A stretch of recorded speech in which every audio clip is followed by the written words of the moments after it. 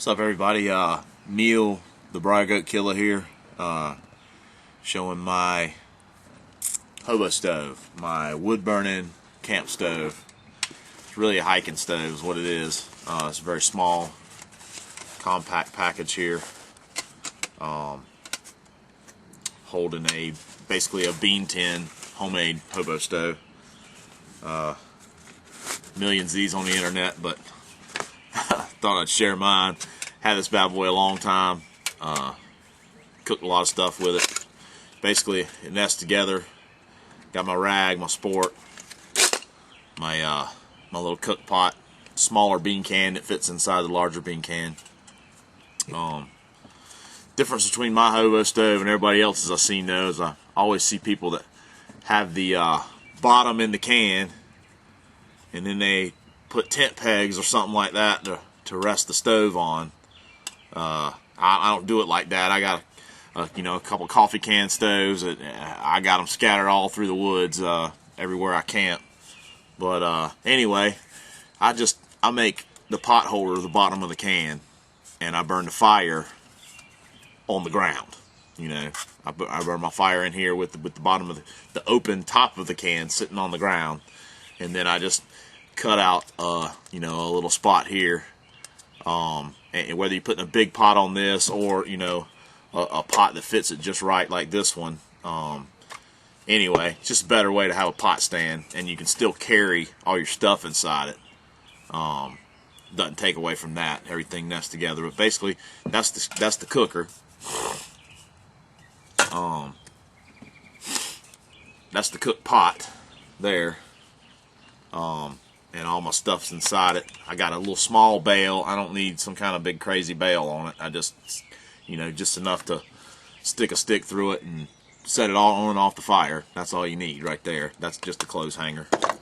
And then inside I have my rag or your handkerchief. Very, very important to have when you're cooking on these little things, because you got to have something to grab it with. And then it also helps to wash it. You can wash it with this, and good to have a rag with you when you're using a wood-burning hobo stove or any kind of wood gas stove or anything like that. A spork, and I cut the end of the spork off just so it doesn't protrude too much when it's in the can. And then my little salt and pepper shake. I wrap the spork in the salt and pepper shaker, up in the rag, put it in the can, the cook pot, and then of course that all goes right inside the stove. It's all nice, one nice neat package. If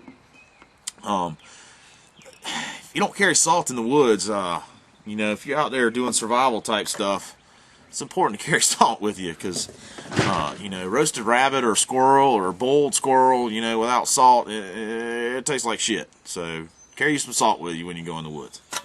Anyway, we'll show how it works real quick. If I can get it all inside of 10 minutes. Here we go. Got your bean can stove, and you can, if the ground's wet, just dig you a little place out to set it down there. You can do it on wet ground. You can find you a rock. You ain't got to have a rock. I just got a rock here because I don't want to burn my table up. A little fire kit. I carry this in my pack with me every day. A magnifying glass, a lighter, a magnesium rod with the ferro rod striker on it, a couple cotton balls, fat wood, splinters, and tea light candle. I carry that with me. It weighs almost nothing. I carry it with me every day. But for time purposes, so I'll take a couple of these fat wood splinters out. Got me a nice chunk of fat wood sitting here. I'm gonna make me some more splinters when I get done with this, because I'm running low. This thing works good. I cooked a lot of lunches with it this winter. So, and this is big enough. This is big enough to break up a bag of ramen noodles, and then put your ramen noodles in there dry, and then pour it, almost full of water to where it almost covers your dry noodles when they're broken up in there. Set it on here, and it don't take that long. Anyway, here we go.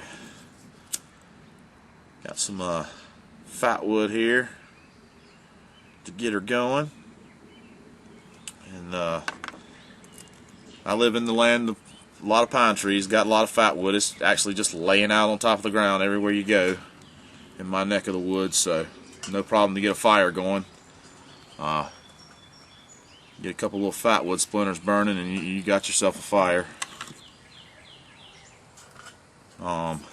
Another thing, if you're using hobo stoves that you want to consider carrying with you is just a second, guys.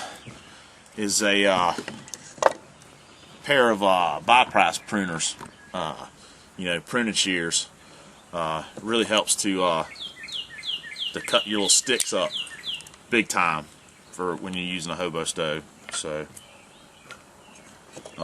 really helps. Anyway, get the camera back down on that stove. Just show you how fast it gets going when you got a fat wood in your backpack. I know not a lot of people carry that around with them, but boy, it works. So anyway, just keep cutting up your sticks, shove them in there till you get enough. And the trick with a wood stove is don't wait too long before you start cooking, because you're wasting fuel. With a wood camp stove is what I mean. So let's get some water in this guy and get it on the boil. Enough for a nice cup of coffee there. And this thing, this can channels that heat up right at your little cook pot there. It's hot here when I touch it, but I can't hold my hand right there. It's hot. It's hot as hell. It's channeling that heat straight up through that channel of that can. And you want the flames to be burning when you're having one. You don't want to be cooking on coals on one of these. I see people all the time cooking on coals in a hobo stove. But what really gets your heat and makes it efficient is when that flame licks the side of your cook pot. You really want them flames to be rocking. So that's one of my little tips, if you'll permit me to use that term. Anyway, nothing to this. Just keep shoving her full of sticks and twigs. Pine cones work. Anything that you can break easily and is dry. This stuff's actually kind of wet here, but doesn't take long to get that good cooking flame going, especially if you start your fire with the fat wood. Anyway, let that get to burning there for just a second.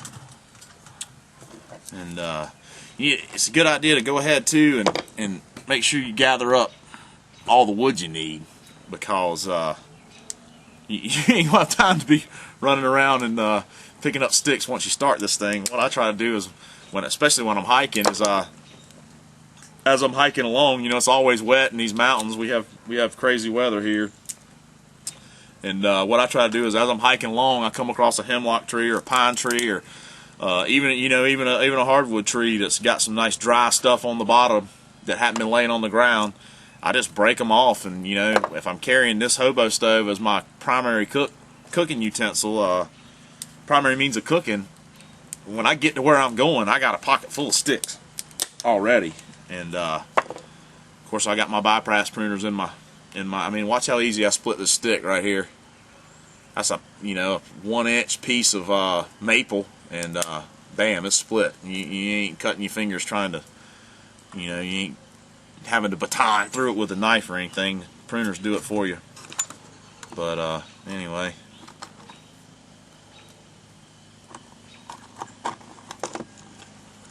Pretty easy way to do things.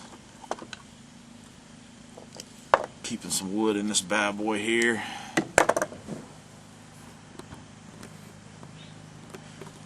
And she is going.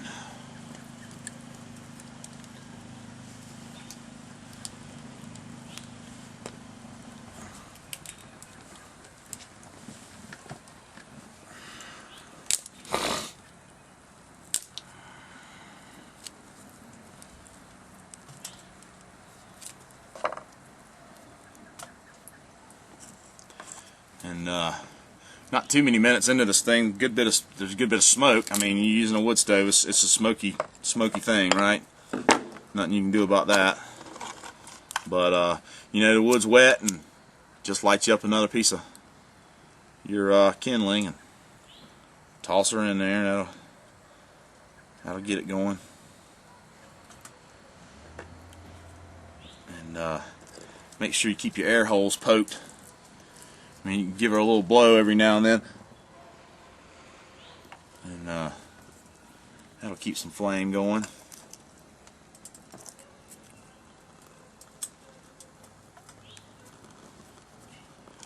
Let's see where we at. 10 minutes and 45 seconds. Better come back with the boil and all that stuff, and I'm gonna make some coffee here. So as soon as that gets to boiling, I'll come back and just dump some instant coffee in there and have me a cup of coffee for you. Be back in just a minute. Cool.